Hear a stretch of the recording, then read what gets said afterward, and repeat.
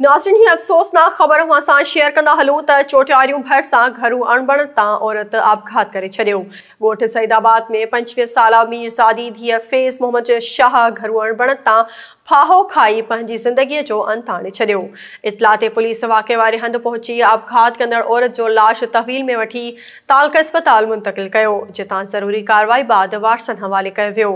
आपघात कंदड़ औरत जे वालिद फैज़ मोहम्मद शाह जो चवण हो त 3 साल अॻु संदसि धीअ जी शादी थी, जंहिंमां खेसि हिकु न्याणी जो औलाद बि आहे। संदसि मुड़ुसु मामूली ॻाल्हि तां हर रोज़ तशदुद कंदो हुयो, जंहिं सबबि हुन आपघात कयो आहे। हुननि आला इख़्तियारनि खां मुतालबो कयो त मामले जी शफ़ाफ़ जांच कराए इंसाफ़ कयो वञे।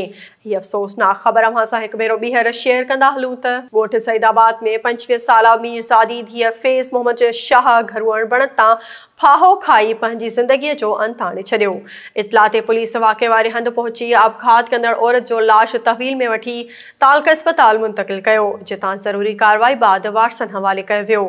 आपघात कंदड़ औरत जे वालिद फैज़ मोहम्मद शाह जो चवण हो त 3 साल अॻु संदसि धीअ जी शादी थी, जंहिंमां खेसि हिकु न्याणी जो औलाद बि आहे। संदसि मुड़ुसु मामूली ॻाल्हि तां हर रोज़ तशदुद कंदो हुयो, जंहिं सबबि हुन आपघात कयो आहे। हुननि आला इख़्तियारनि खां मुतालबो कयो त मामले जी शफ़ाफ़ जांच कराए इंसाफ़ कयो वञे।